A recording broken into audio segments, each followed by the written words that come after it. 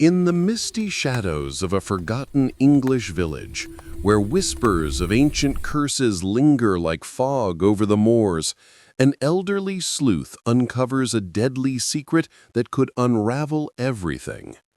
Welcome to the story of Miss Marple and the Curse of Candlewick Cottage. Grab a cup of tea, take a seat, and let the suspense draw you in.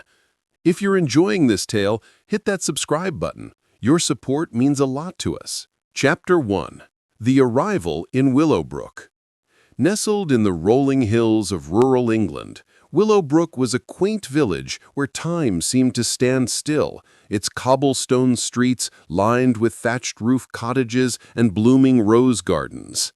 But beneath the idyllic surface lurked a shadow, a curse said to haunt Candlewick Cottage, an old stone house on the outskirts, abandoned for decades after a string of mysterious deaths. Our story begins on a crisp autumn afternoon in 1952, when Miss Jane Marple, the sharp-eyed spinster from St. Mary Mead, arrived by train at the invitation of her old friend, Lady Constance Hargrove. Miss Marple stepped off the platform, her sensible tweed coat buttoned against the chill, carrying nothing but a small valise and her ever-present knitting bag. She had received a frantic letter from Lady Hargrove just days earlier, pleading for her to visit. "Something dreadful is afoot at Candlewick. The curse has returned, and I fear for my life." Miss Marple, with her unassuming demeanor and razor-sharp intuition, had solved many a puzzle in her quiet village life, from poisoned teas to stolen jewels. She couldn't resist the pull of another enigma, especially one laced with superstition. As the village taxi, a rickety old Ford, rumbled toward Hargrove Manor, Miss Marple gazed out at the passing scenery. The villagers waved cheerfully, but their eyes held a flicker of unease.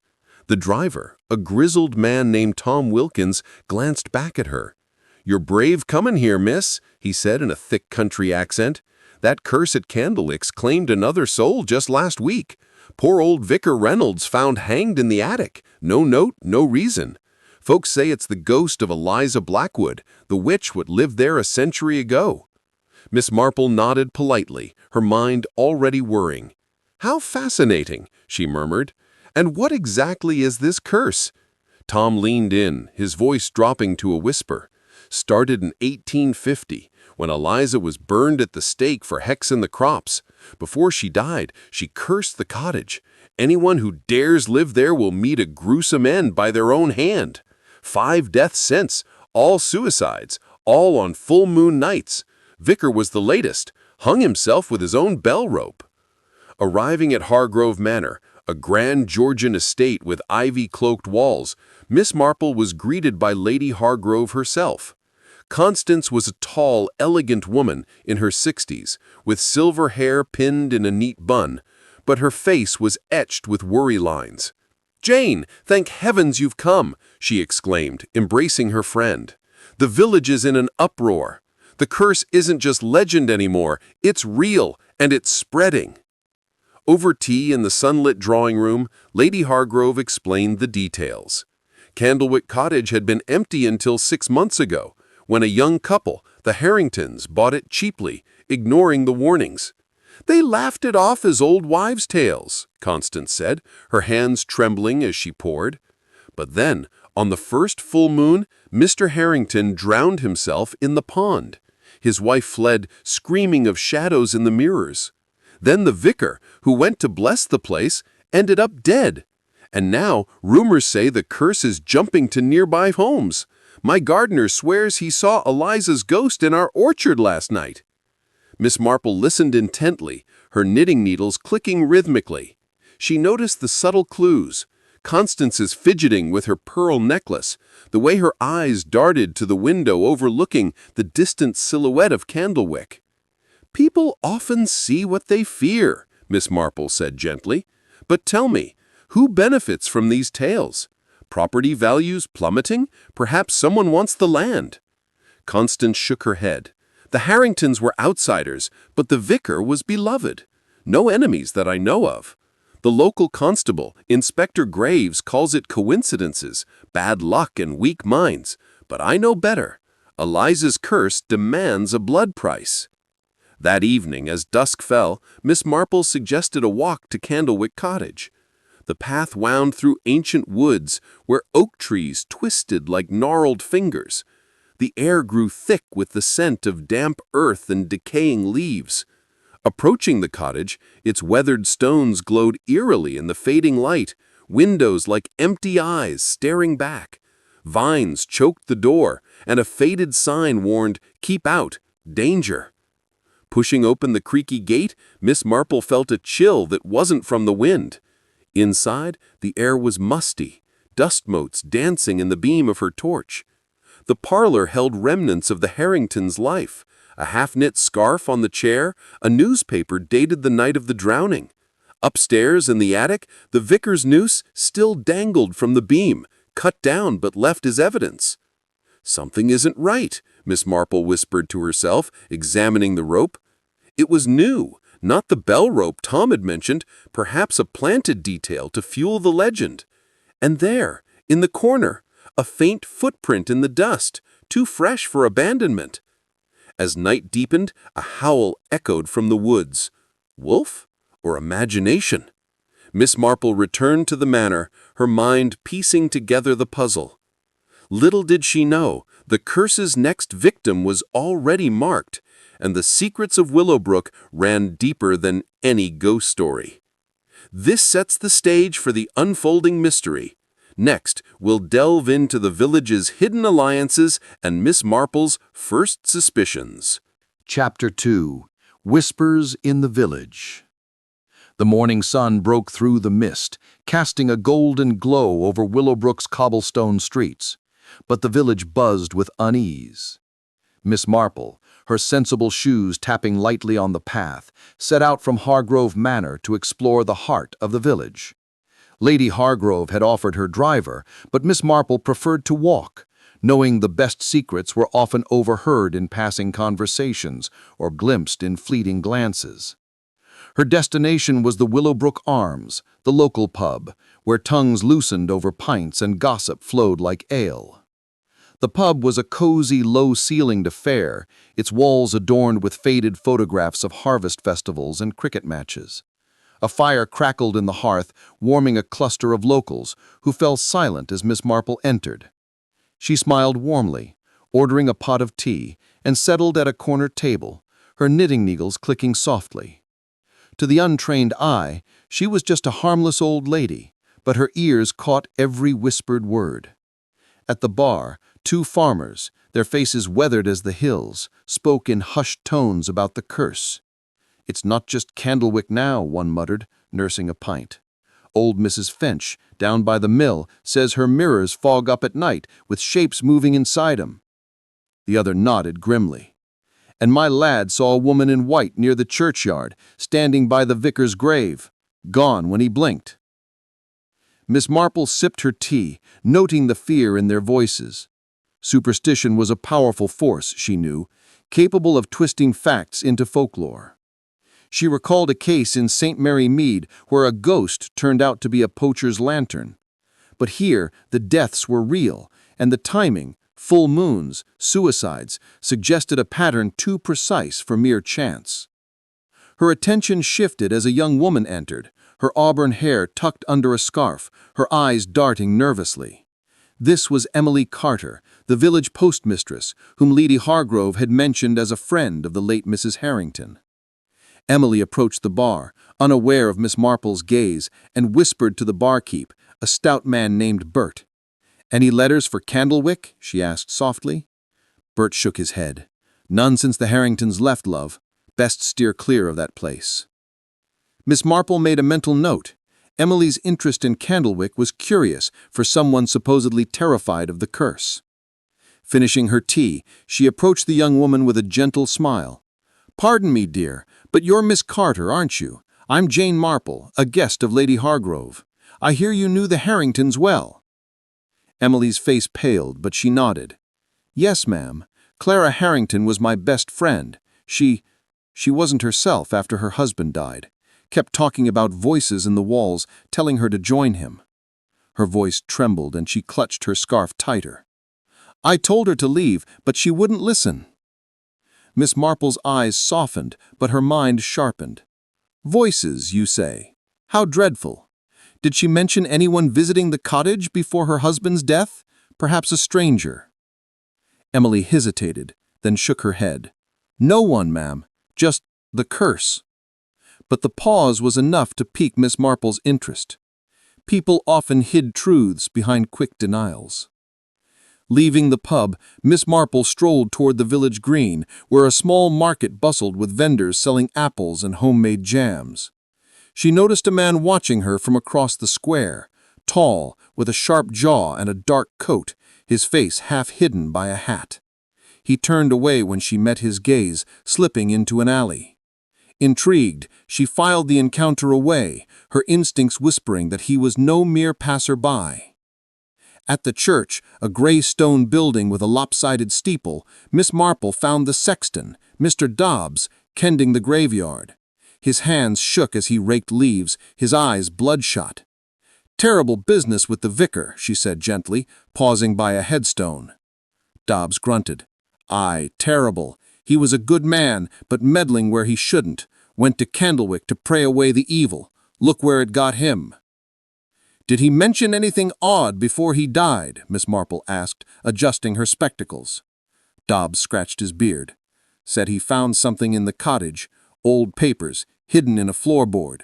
Never told me what, but he was spooked. Next day he was dead. Miss Marple's heart quickened. Papers could mean evidence, a will, a deed, or something more sinister. She thanked Dobbs and made her way back to the manor, the village's secrets swirling in her mind like leaves in the wind. Emily's hesitation, the stranger's stare, and the vicar's discovery pointed to a truth buried deeper than any ghost. As the sun dipped low, casting long shadows across Willowbrook, Miss Marple knew the curse was no mere legend, it was a carefully crafted lie, and she was determined to unravel it. The stage is set for the next twist, where hidden truths begin to surface, and Miss Marple digs deeper into Willowbrook's tangled web. Chapter 3. The Hidden Papers.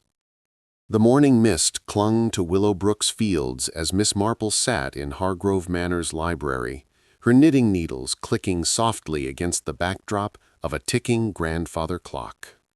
Lady Hargrove had left for a meeting with the village council, leaving Miss Marple alone with her thoughts and a steaming cup of Earl Grey. The sexton's words about the vicar's discovery, papers hidden in Candlewick Cottage, gnawed at her. In her experience, secrets tucked away in floorboards were rarely innocent. She resolved to return to the cottage, but first she needed to know more about the village's undercurrents. Slipping on her coat, Miss Marple ventured to the village hall, a modest building where records of Willowbrook's history were kept. The clerk, a bespectacled young man named Percy, greeted her with a nervous smile. "Not many visitors ask for old deeds, Miss Marple," he said, pushing up his glasses. "Most folks here avoid anything tied to Candlewick." She offered a reassuring nod. "I'm merely curious about the cottage's past owners. History can be so illuminating, don't you think?" Percy led her to a dusty archive room where shelves sagged under leather-bound ledgers.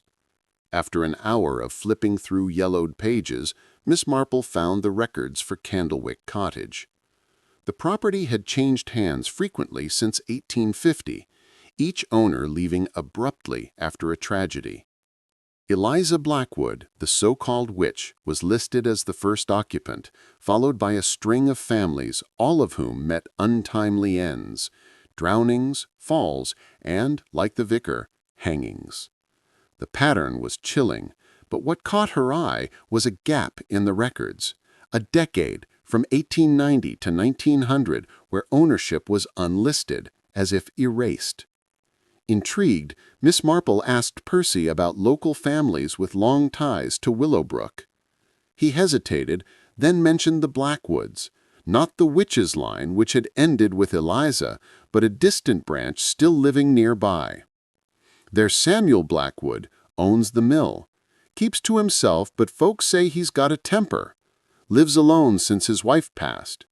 Miss Marple thanked him, her mind turning to the man in the dark coat she'd seen at the market. Could he be Samuel? That afternoon she returned to Candlewick Cottage, her torch casting a narrow beam through the gloom. The air inside was colder than before, heavy with the scent of mildew. She climbed the creaking stairs to the attic, where the vicar's rope still hung like a grim reminder. Kneeling by the floorboards, she tapped gently, listening for hollow spots. Near the window, a board gave a faint echo. With a letter opener from her bag, she pried it loose, revealing a small cavity. Inside lay a bundle of papers, tied with twine and brittle with age. Miss Marple's pulse quickened as she untied the bundle. The papers were a mix, a faded letter, a map of the cottage's land, and what appeared to be a legal document. The letter, in spidery handwriting, was signed by Eliza Blackwood. "To my kin, this land holds my heart and my vengeance. Let no outsider claim it, lest they face my wrath." The map marked a spot in the orchard behind the cottage with a cryptic note, "Truth lies buried." The legal document was a will, naming Eliza's nephew heir to the property, but it was unsigned, as if never finalized. As she studied the papers, a shadow flickered across the attic window. Miss Marple froze, her torch beam darting to the glass. Nothing but bare branches swayed outside, yet she felt watched. Tucking the papers into her bag, she hurried downstairs, her heart pounding. Outside, the orchard loomed, its gnarled apple trees casting twisted shadows in the fading light. Guided by the map, she found the marked spot, a patch of earth softer than the rest, as if recently disturbed. Using a stick, she dug carefully, uncovering a small tin box. Inside was a locket, engraved with the initials E.B. and holding a lock of dark hair. A chill ran through her, not from fear, but from the certainty that this was no mere relic. Someone had buried it recently, perhaps to fuel the curse's legend or to hide a darker truth. As she replaced the box, a twig snapped behind her. Spinning around, she saw the man from the market, tall, sharp-jawed, his dark coat blending with the dusk. "Your meddling and dangerous matters, old woman," he growled, his voice low and rough. Before she could respond, he vanished into the trees, leaving only the rustle of leaves. Miss Marple returned to the manor, the papers and locket hidden in her bag. The curse was unraveling, revealing not a ghost, but a human hand orchestrating fear. Who was protecting Eliza's legacy, and why? The answers lay closer than she expected, and the next move would take her into the heart of Willowbrook's oldest family. Chapter 4. The Blackwood Legacy. The wind howled through Willowbrook's narrow lanes as Miss Marple made her way to the Blackwood Mill, a weathered stone structure perched by the river, its water wheel creaking rhythmically like a heartbeat. The papers and locket from Candlewick Cottage weighed heavily in her valise, each a piece of a puzzle pointing to the Blackwood family.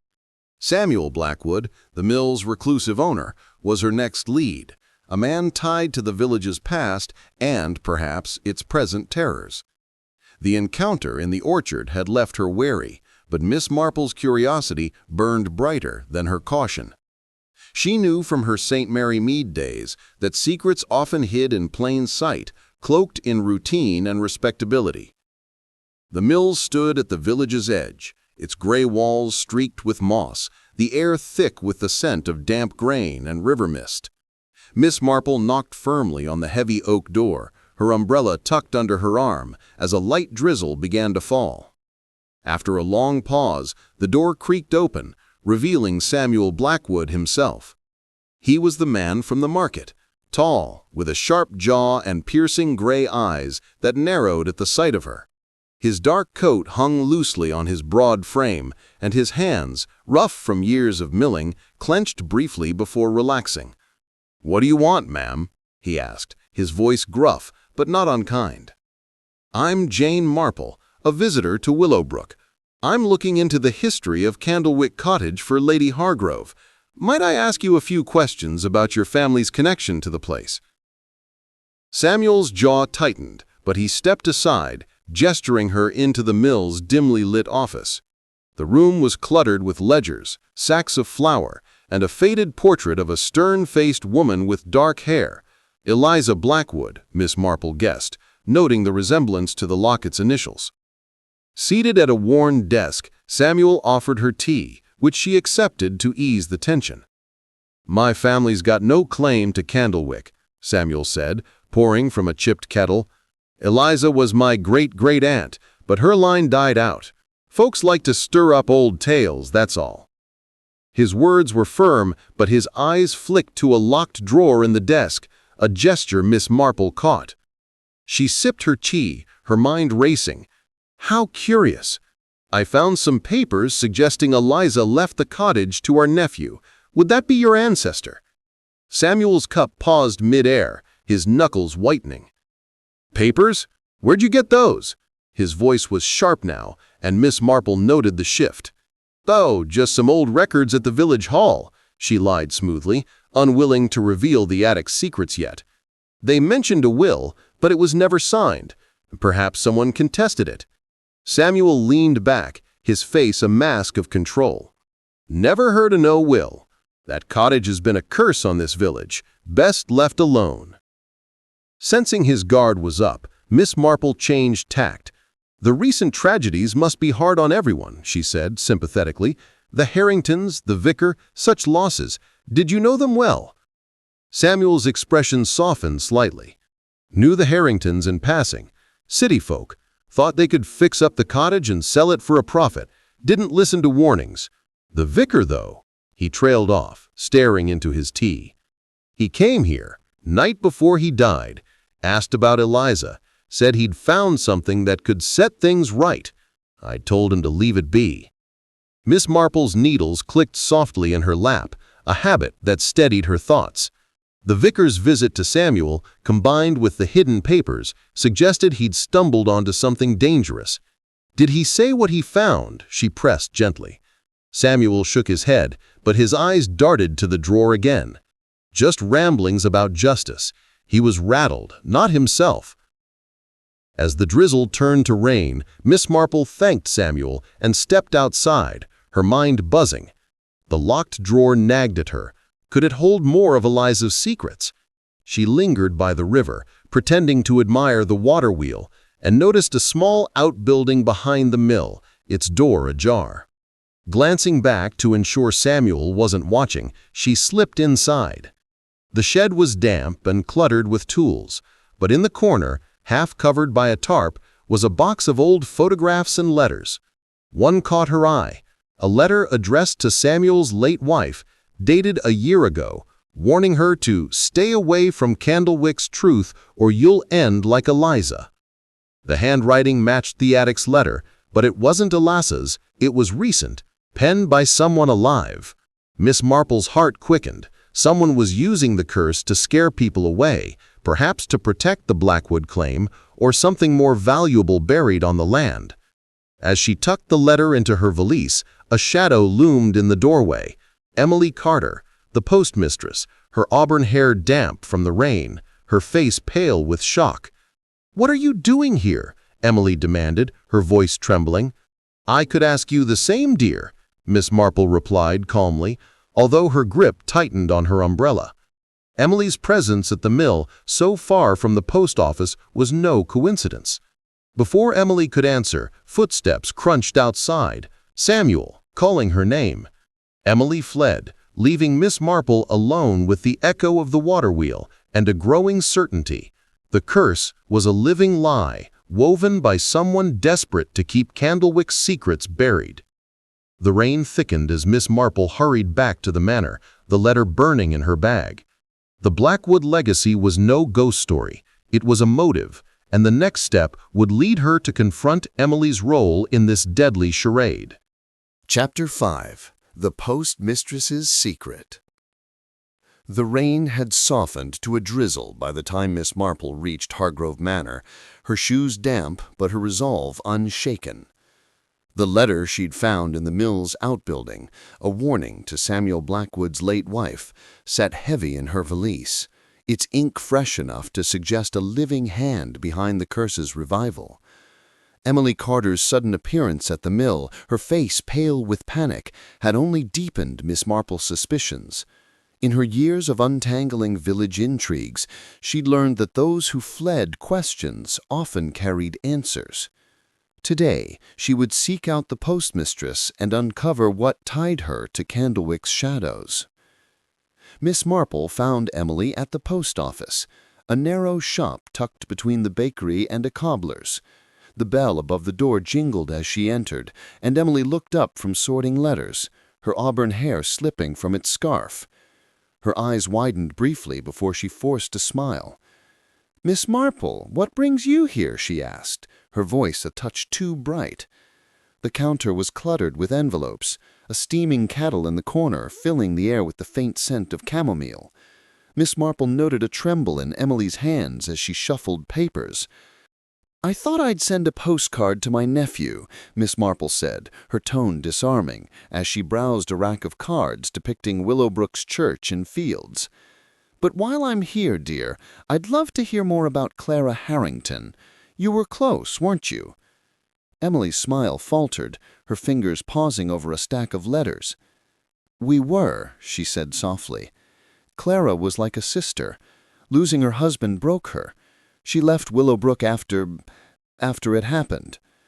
Miss Marple selected a postcard, her eyes never leaving Emily. "How dreadful for her. And you visiting the mill today. Were you delivering post to Mr. Blackwood?" Emily's cheeks flushed, and she busied herself with a stamp. "Just passing by," she mumbled. "Samuel gets a lot of parcels for the mill." But Miss Marple caught the lie in her hesitation, the way her gaze darted to a drawer beneath the counter. People, she knew, hid truths in small gestures, a glance, a fidget, a too-quick reply. Sensing Emily's unease, Miss Marple leaned closer, her voice gentle but probing. "I found something curious near the mill," she said, watching Emily's reaction. "A letter, warning someone to stay away from Candlewick. It reminded me of the stories Clara told you. Voices, shadows. Did she ever mention a specific person troubling her?" Emily's hand froze, and for a moment Miss Marple thought she might bolt again. Instead, Emily sighed, her shoulders sagging. "Clara said someone came to the cottage at night," she whispered. "A man, cloaked, leaving notes under the door. She thought it was the curse at first, but then she found a key hidden in the garden, wrapped in cloth. She didn't know what it opened."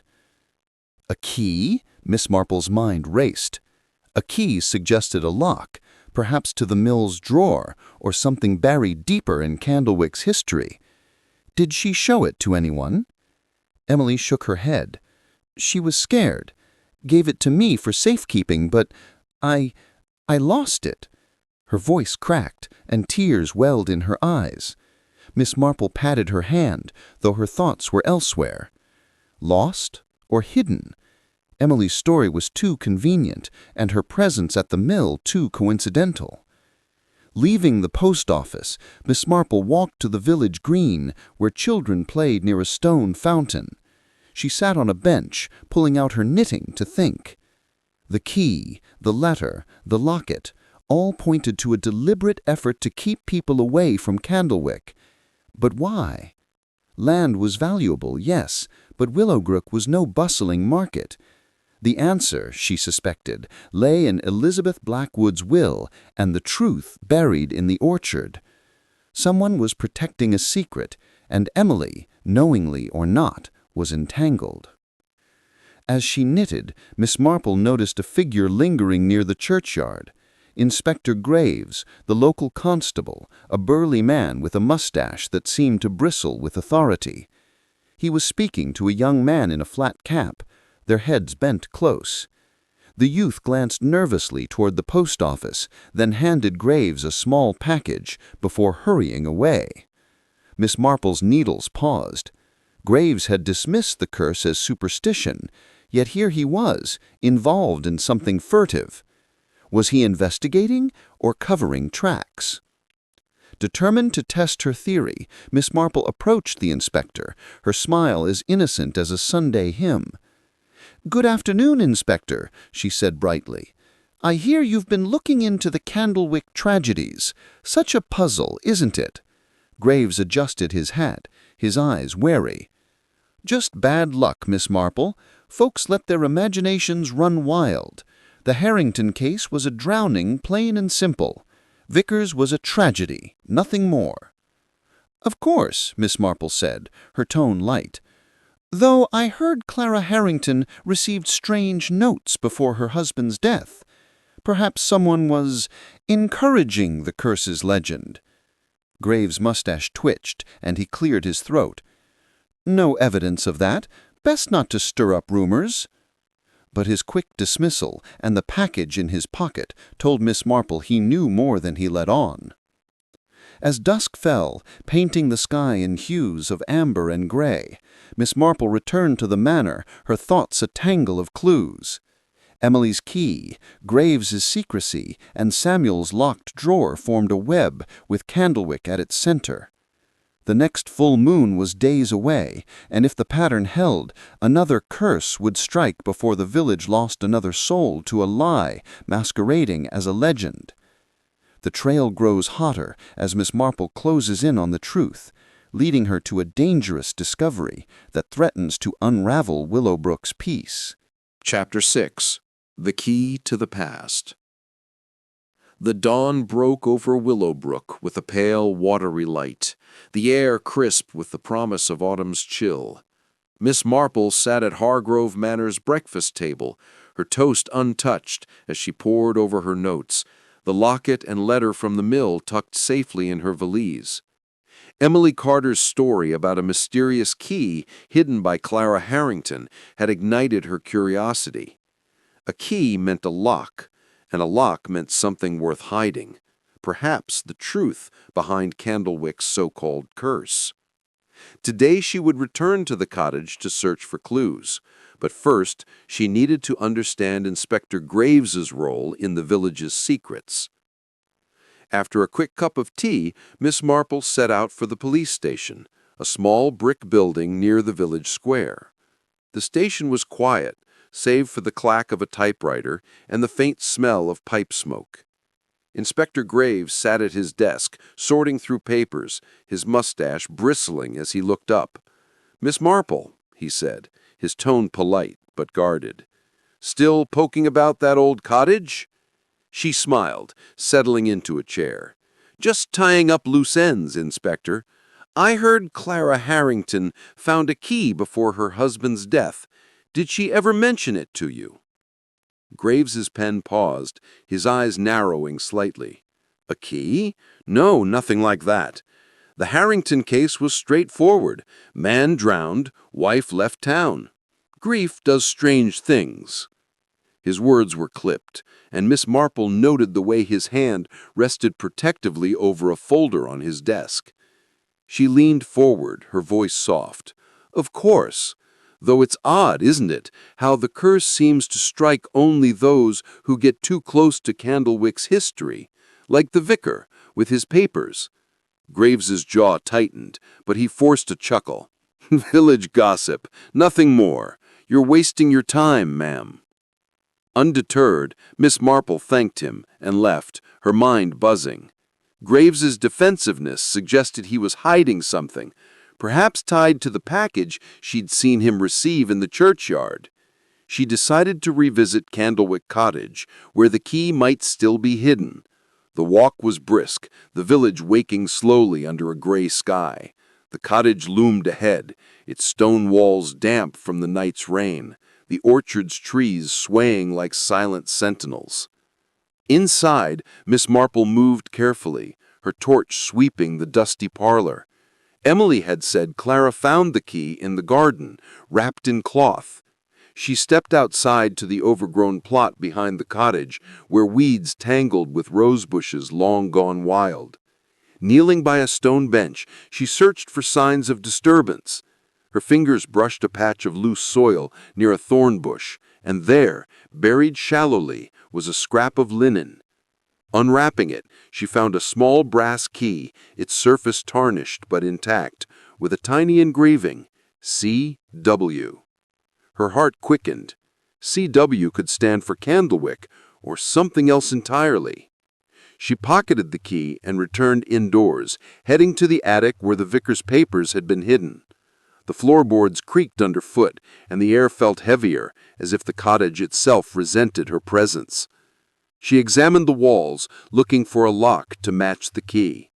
Near the fireplace, a small panel in the wainscoting caught her eye, a faint seam, barely noticeable. With a gentle push, it clicked open, revealing a rusted lockbox. The key fit perfectly. Inside the lockbox was a single document, yellowed but legible, a deed to Candlewick Cottage dated 1890, naming a Thomas Blackwood, Samuel's ancestor, as the rightful owner. Unlike the unsigned will from the attic, this deed was notarized, with a note in the margin, contested by Hargrove Estate. Miss Marple's breath caught. The Hargrove, Lady Constance's ancestors, had challenged the Blackwood claim, explaining the gap in the village records. Was the curse a ploy to scare off owners and secure the land? As she closed the lockbox, a floorboard groaned behind her. She turned to see a figure in the doorway. Samuel Blackwood, his face shadowed, a shovel in his hand. "You're too clever for your own good," he said, his voice low and dangerous. Miss Marple's grip tightened on her torch, but she kept her tone calm. "Mr. Blackwood, I presume you're here to protect your family's legacy, but murder is a heavy price to pay for land." Samuel's eyes flashed, but before he could speak, a shout came from downstairs, Lady Hargrove's voice, calling for Miss Marple. Samuel hesitated, then retreated, vanishing into the shadows of the cottage. Miss Marple hurried down to find Constance, pale and breathless. "Jane, I saw someone lurking outside. Are you all right?" Miss Marple nodded, her mind racing. Samuel's presence confirmed his stake in Candlewick, but Lady Hargrove's timely arrival raised questions. Was she truly worried, or part of the game? Back at the manor, Miss Marple studied the deed under lamplight. The Hargrove-Blackwood feud suggested a motive for the curse's revival: land, power, or perhaps something buried deeper. With the full moon approaching, time was running out to unmask the puppeteer behind Willowbrook's fear. The stakes rise as Miss Marple uncovers a feud that could turn deadly, pulling her closer to the heart of the curse. Chapter 7. Shadows of Motive. The evening sky over Willowbrook glowed a deep indigo, stars beginning to pierce the dusk as Miss Marple sat in Hargrove Manor's drawing room, the deed from Candlewick's lockbox spread before her on a polished table. The document's revelation, a contested claim between the Blackwoods and Hargroves, had shifted her view of the curse. It was no spectral vengeance, but a calculated scheme, likely tied to the land's value, or a secret it concealed. Samuel Blackwood's confrontation in the attic lingered in her mind, his shovel and sharp words betraying a man with something to lose. Yet Lady Hargrove's sudden appearance at the cottage felt too convenient, stirring Miss Marple's suspicions about her old friend. Tonight she would test the waters, starting with Constance. Lady Hargrove entered, her silver hair catching the lamplight, a tray of sherry in her hands. "Jane, you look deep in thought," she said, setting the tray down. "Any progress on our mystery?" Her tone was warm, but Miss Marple caught a fleeting tightness in her smile. "A little," she replied, folding the deed carefully. "I've been thinking about Candlewick's history. The land seems to stir strong feelings, family pride, perhaps, or greed." Constance's hand paused on the sherry decanter, her eyes flickering. "Greed? Surely not in Willowbrook. It's just a sleepy village." Miss Marple sipped her sherry, her gaze steady. "Sleepy, yes, but even quiet places have their ambitions. I found a deed suggesting your family once challenged the Blackwoods for Candlewick. Land disputes can turn bitter." Constance's face paled, though she recovered quickly, laughing lightly. "Oh, that old squabble, ancient history. My great-grandfather thought the Cottage's orchard might suit our estate, but it came to nothing. The Blackwoods clung to their claim like burrs." The ease of her dismissal rang false to Miss Marple, who knew from St. Mary Mead that family grudges rarely faded. She changed the subject, probing gently. "You mentioned your gardener saw Eliza's ghost in the orchard. Has he noticed anything else odd? Say digging or visitors at night?" Constance frowned, swirling her glass. "Not that he said, though he did find a broken spade near the hedge last month. Handle snapped clean off, probably vandals." Miss Marple's mind seized on the detail. A broken spade could mean someone had been digging, perhaps at the spot marked on Eliza's map. Excusing herself, she retired to her room, where she examined the locket again. Its engraved E.B. and lock of hair felt personal, a relic meant to fuel the curse's myth. But who had planted it? Samuel, to scare off intruders? Or someone else, framing him? The next morning, Miss Marple visited the orchard behind Hargrove Manor, where the gardener's sighting had occurred. The ground was firm, but near the hedge she found a patch of disturbed earth, the soil darker and looser. Kneeling, she sifted through it with a trowel from her bag, uncovering a shard of pottery, old, possibly from Eliza's time, but buried shallowly, as if placed recently. Her suspicions grew. Someone was staging hauntings to keep people away. But from what? Returning to the village, she stopped by the churchyard, hoping to learn more about the vicar's final days. The sexton, Mr. Dobbs, was polishing a brass plaque near the gate. "Morning, Miss Marple," he said, his hands steadier than before. "Still chasing ghosts?" She smiled. "Not ghosts, Mr. Dobbs. People. The vicar mentioned papers to you. Did he say where he planned to take them?" Dobbs scratched his chin. "Said he was meetin' someone at the old oak by the river night he died. Didn't say who. Looked nervous, though. Kept checking his watch." The old oak was a local landmark, its gnarled branches a meeting spot for generations. Miss Marple thanked Dobbs and headed there, the river glinting under a weak sun. The tree stood alone, its roots curling into the bank. Searching the ground, she found a cigarette stub, fresh enough to suggest a recent visitor. Nearby, caught in the roots, was a torn scrap of paper with a single word: payment. Her pulse quickened. Blackmail, perhaps? Had the vicar uncovered something worth killing for? As she pocketed the scrap, a rustle came from the bushes. She turned, expecting Samuel, but it was Inspector Graves, his face stern. "Miss Marple, you're everywhere," he said, his tone less friendly than before. "Find anything interesting?"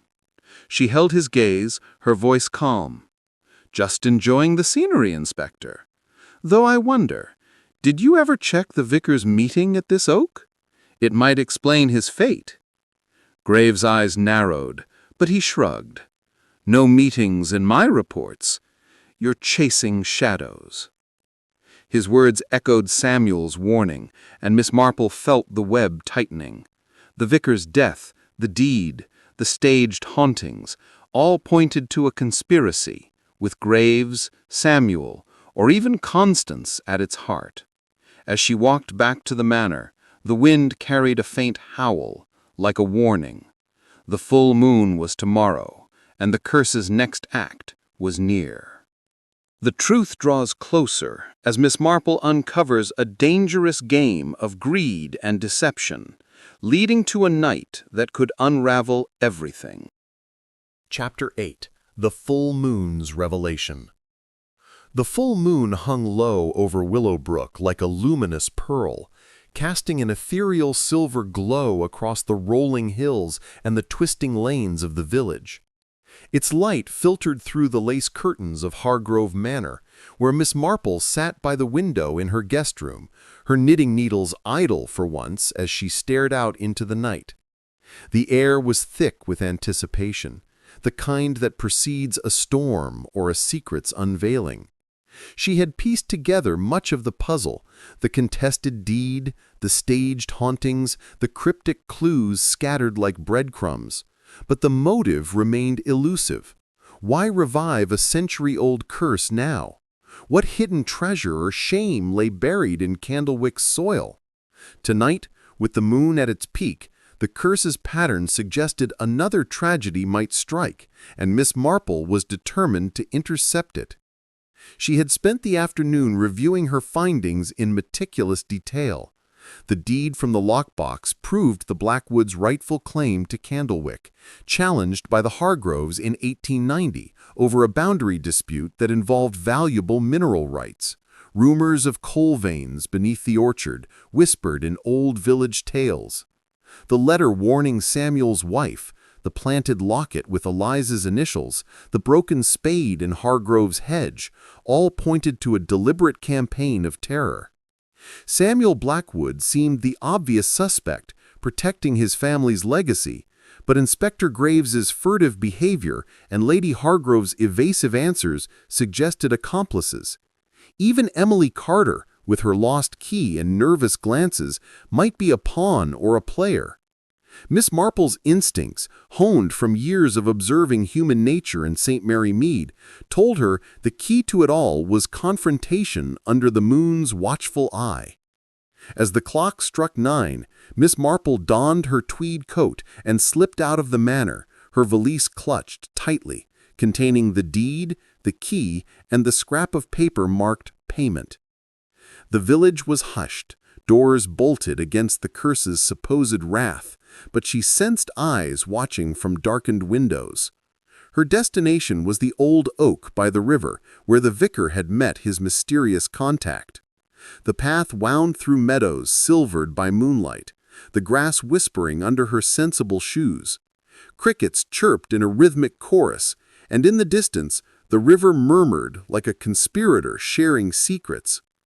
Reaching the oak, its massive trunk gnarled and ancient, Miss Marple hid behind a cluster of bushes, her breath steady, despite the chill seeping through her coat. She waited, the moon climbing higher, illuminating the scene like a stage set for drama. Minutes stretched into an hour, and just as doubt crept in, footsteps crunched on the gravel path. A figure emerged, Inspector Graves, his burly form unmistakable, his mustache casting a shadow on his face. He paced under the oak, checking his watch, his posture tense. Another set of footsteps followed, lighter and quicker. Emily Parter appeared, her auburn hair unbound and glowing in the moonlight, a shawl wrapped around her shoulders. She approached Graves warily, her voice carrying on the still air. "You said this would be the last time," she whispered harshly. "I can't keep doing this, planting those notes, the locket. Clara was my friend, and now she's gone because of this madness." Graves gripped her arm, his voice low and gruff. "Quiet, girl. You knew the risks when you started. The payment's here, enough to get you out of Willowbrook for good." He handed her an envelope, thick with what Miss Marple assumed were banknotes. Emily snatched it, her eyes flashing with a mix of fear and defiance. "And what about Samuel? He suspects me, I know. That spade I broke in the orchard, someone will find it." Graves chuckled darkly. "Samuel's too busy guarding his precious deed to notice.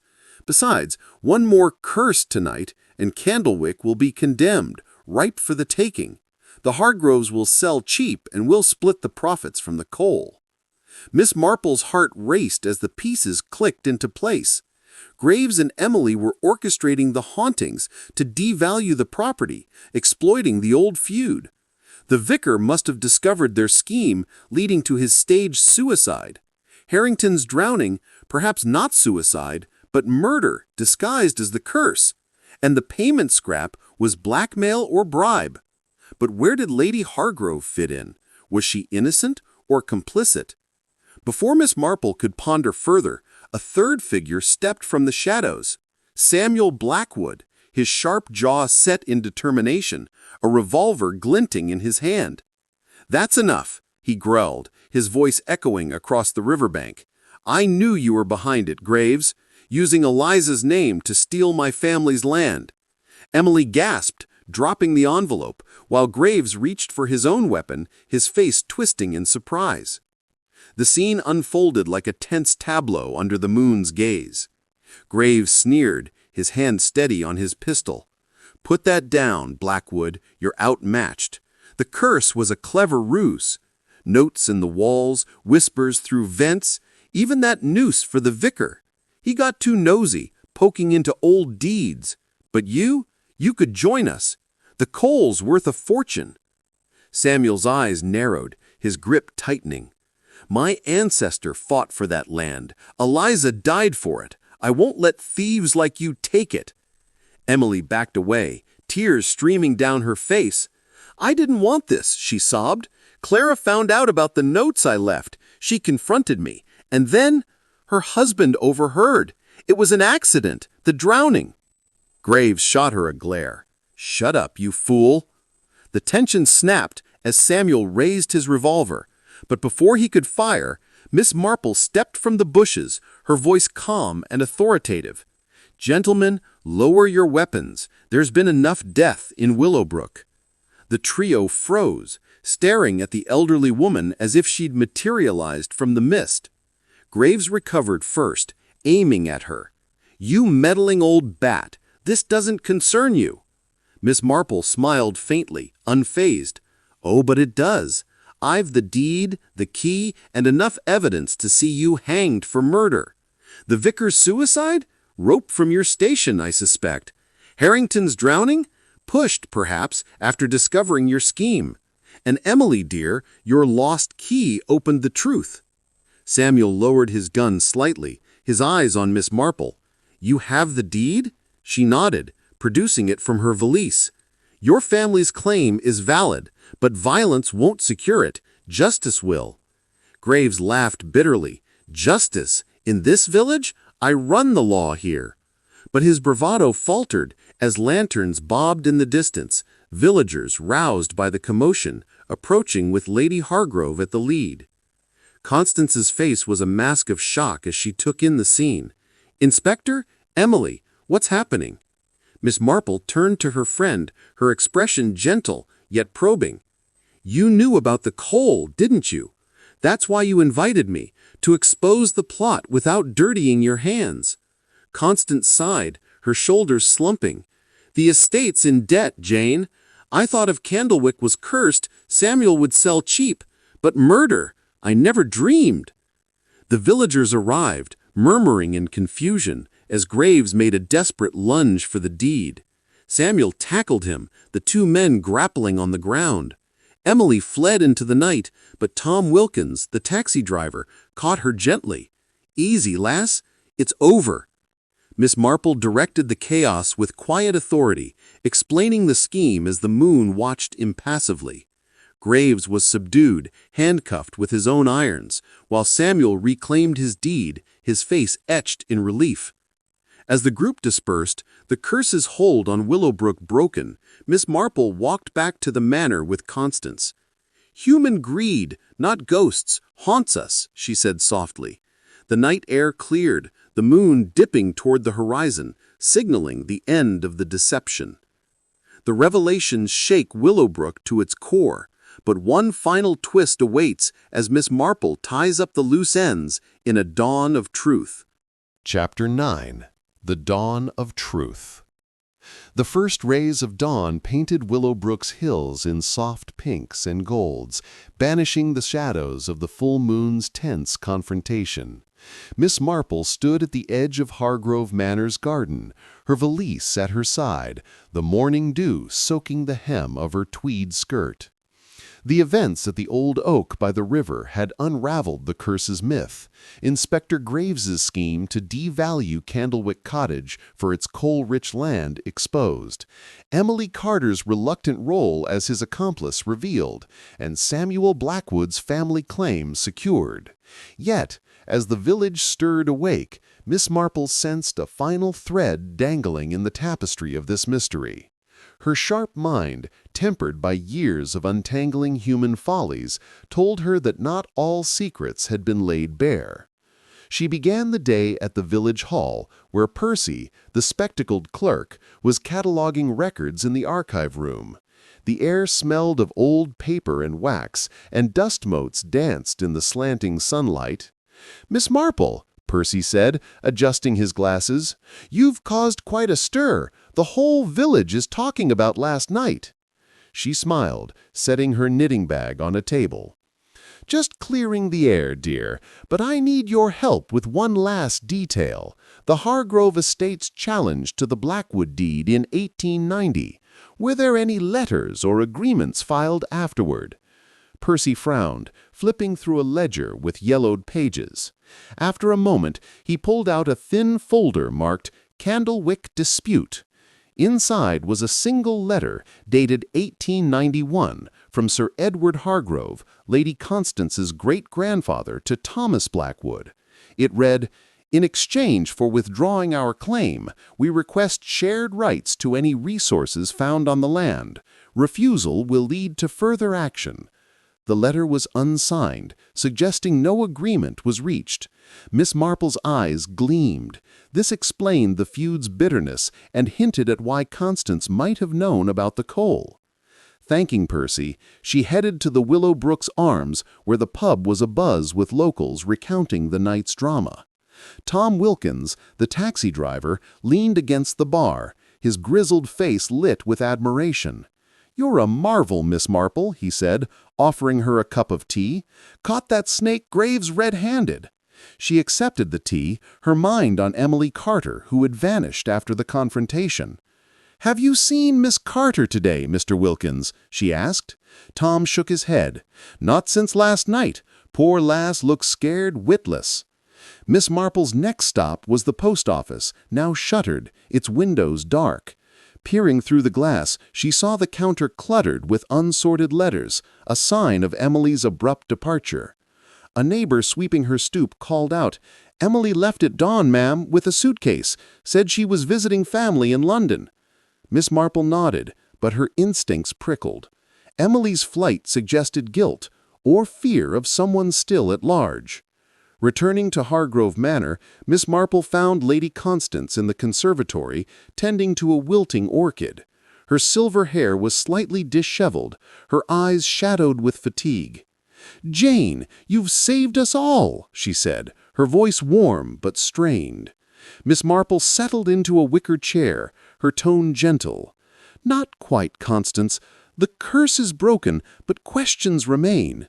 Why didn't you tell me about the coal rights your family sought? And why did Emily run?" Constance's hands stilled on the orchid, her face tightening. "I didn't want to burden you with old family squabbles. As for Emily, she's young, frightened, probably ashamed of her part." Miss Marple leaned forward, her gaze steady. "Or perhaps she knows something more. A letter I found suggests your family never gave up on Candlewick's resources. Were you aware Graves was using the curse to force Samuel to sell?" Constance's lips parted, but no words came. After a moment, she sighed. "I suspected the land held value. My father mentioned coal once, years ago. But I swear, Jane, I didn't know about Graves's plot until last night. I invited you to stop the rumors, not to profit from them." The sincerity in her friend's voice rang true, but Miss Marple knew half-truths often hid deeper ones. She excused herself and walked to the orchard behind the manor, where the broken spade had been found. The disturbed earth near the hedge yielded another clue, a small brass button, engraved with a police insignia, half buried in the soil. It matched Graves's uniform, suggesting he'd been digging here, perhaps for more than just planting fear. As noon approached, Miss Marple learned from Tom Wilkins that Emily had been spotted at the train station, boarding a train not to London, but to a nearby town. Acting on a hunch, she asked Tom to drive her to the Blackwood Mill. There she found Samuel cleaning the water wheel, his face weary but resolute. "Mr. Blackwood," she said, holding up the button, "this was found in Hargrove's orchard. Graves was involved, but someone else helped bury the curse's props. Emily, perhaps, under duress." Samuel's eyes darkened. "She came to me last week, begging forgiveness, said Graves forced her to plant things, lockets, notes, to scare folks, threatened her family if she didn't." Miss Marple nodded, the final piece clicking into place. Emily wasn't a mastermind, but a pawn, coerced by Graves's authority. The button tied him to the orchard, where he likely hid evidence of his scheme. "You'll testify to that?" she asked. Samuel agreed, his voice firm. "For my family's honor, yes." As the sun climbed higher, Miss Marple returned to the manor, her work nearly done. The curse was a fabrication, but its fallout, fear, death, betrayal, had been all too real. One final task remained, ensuring Emily's safety and bringing the full truth to light before Willowbrook could heal. The village begins to mend, but Miss Marple's final act will seal the case, revealing the last shadow lurking in Candlewick's legacy. Chapter 10. The Curse Laid Bare. The late afternoon sun bathed Willowbrook in a golden haze, softening the edges of its ancient cottages and casting long shadows across the cobblestone streets. Miss Marple stood in the grand hall of Hargrove Manor, her valise packed, ready to return to St. Mary Mead. The village was still reeling from the revelations at the Old Oak, where Inspector Graves' plot to exploit Candlewick Cottage's coal-rich land had been exposed.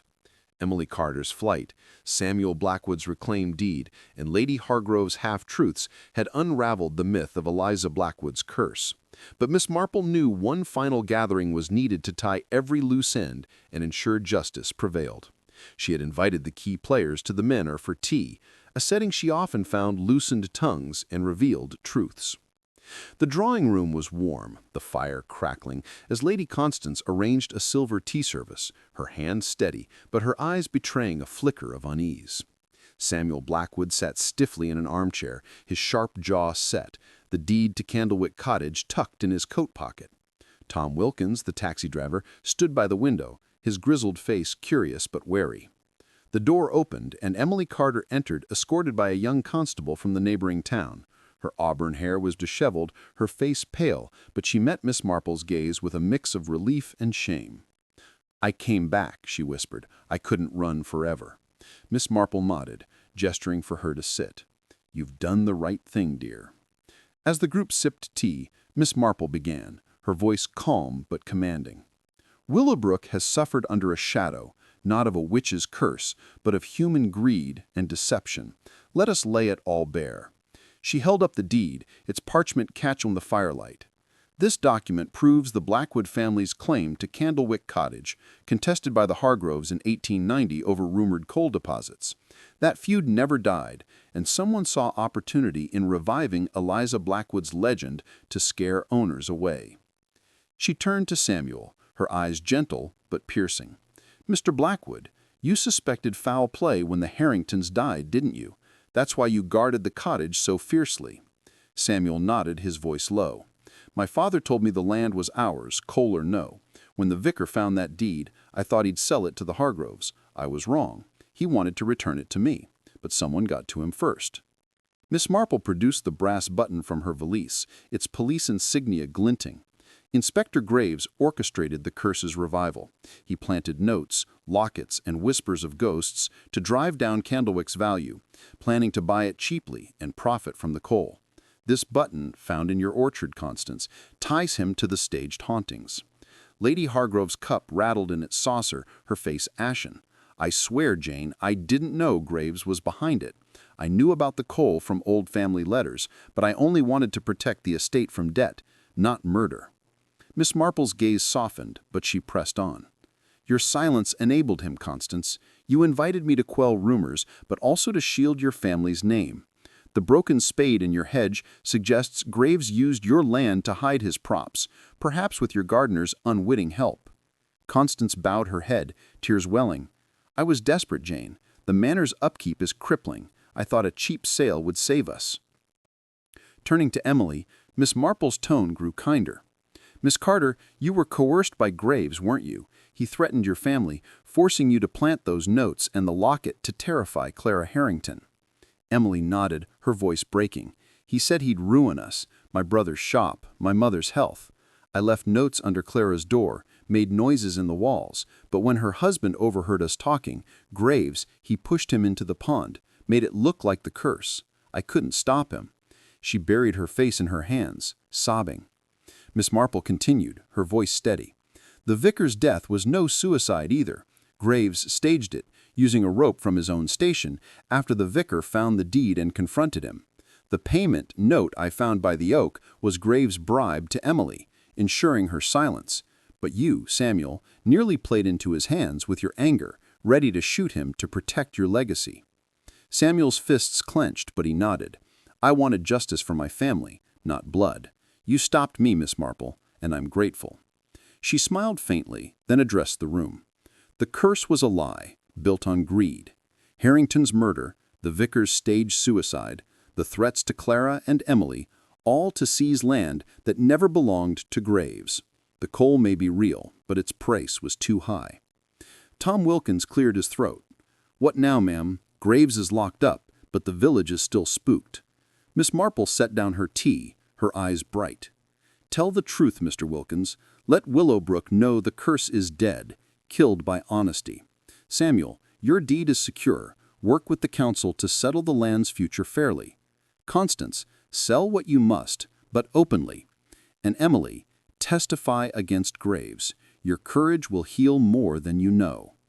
As the group dispersed, the constable taking Emily to give her statement, Miss Marple stepped onto the manor's terrace, the evening air cool against her face. Willowbrook lay quiet, its fear dissolving like mist in the sunlight. She had unmasked the curse, not with dramatics, but with the quiet persistence of observation and truth.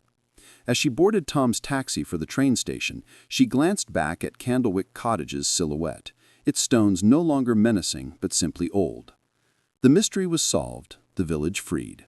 If you've enjoyed this tale of Miss Marple and the curse of Candlewick Cottage, please like and subscribe to our channel. Your support means the world to us. Comment below with your thoughts on Willowbrook's secrets and join us for the next adventure.